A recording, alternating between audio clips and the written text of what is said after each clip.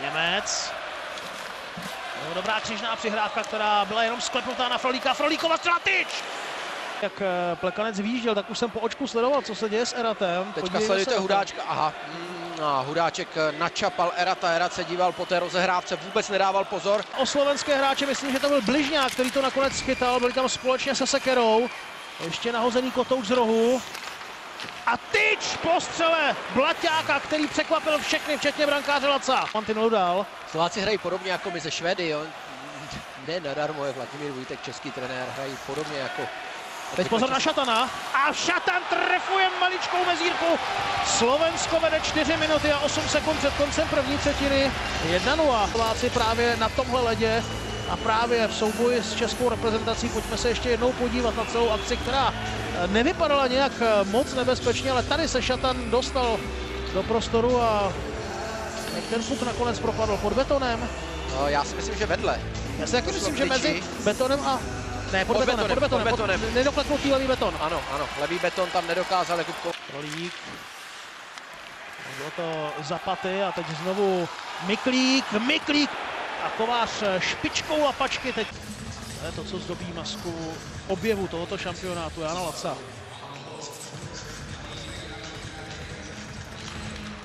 Okamžitá střela, gól! Tak konečně to Frolík zlomil! Tolik se napstřílel na tomhle turnaji, až konečně dává vyrovnávací gól v důležitém utkání v polovině zápasu. Je srovnáno Česko-Slovensko 1-1. Našel tu skulinku. Podívejte se, Plekanec vyhrál buly a okamžitá střela. Tady golmani mají velký problém, protože nevědí, odkud ten puk přiletí. Frolík se ideálně trefil. Vyrovnání. Možná to bylo ještě větší, možná Sersen tam šel proti té ráně. To jsem přesně chtěl říct, vyrovnání s lehkou tečí Sersena. Špatný atak Šatana a break. Petružálek, před branku šlape, Hemský dostává přihrávku. Boční konstrukce teď pomohla Lacovi. Chyběl. Petružálek. Hudáček rychle zareagoval na Kotouč. Petružálek je znovu u něj. Šatan, obrovská šance Šatana. Skvěle Kovář. Ještě půl minuta přesilovky. Nakonec to zkoušel na druhou stranu, ale teď pozor na Šatana. Šatan jde sám proti Kovářovi, Šatan nebo Kovář.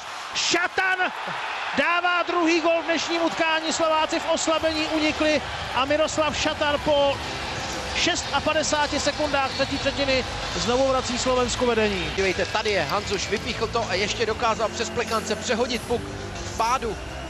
A Miroslav Šatan, nádherné zakončení, tady Kovář zareagoval na to naznačení, ale Michal Hanzuš, ten byl nejdůležitějším ozubeným kolečkem v tom soukolí a nádherný vlapák Miroslava Šatana. Tam byla hodně riskantní ta Plekancová přihrávka. Blaťák se pak vrhl pod nohy Hanzuše, ale ten zvládl nejenom ten Kotouč zpracovat, ale přesně jak si řekl, i přihrát na rozjetého Šatana českému týmu. Teď už jsou Slováci kompletní, obrovská šance.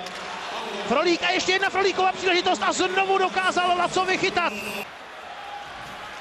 Plekanec se ještě roztáhl na modré čáře, Hemský může pokračovat backhand, Laco teď neví, kde je puk a ten je zřejmě pod slovenským brankařem, ano, je to tak. Rozhodčí si nechá zavolat video. Celou tu situaci. Tak se pojďme podívat z pohledu, který by mohl lecos naznačit. Teďka kopne Michálek do Kotouče a zase ho nevidíme. No, ten jenom naznačil tenhle pohled. A co teď? Teď je puk. Bůh ví kde. Zase nic nevidíme. No, už začínají docházet záběry.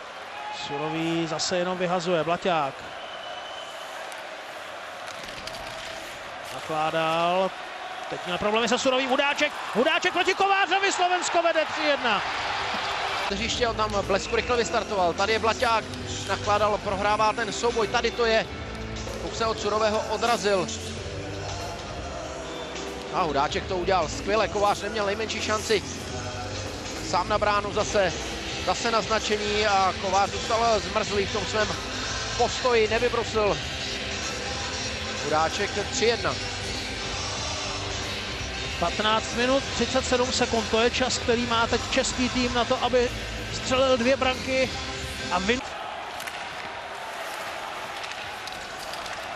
Bartovič, tady je Tatar. Bartovič udržel nohu na modré čáře, Tatar a Kotouč těsně vedle tyče. Němec sklepl Michálkovi, Michálek se tlačí před branku, Michálek ještě na průchu, Kotouč je stále ve hře, ale Slováci ho dokázali znovu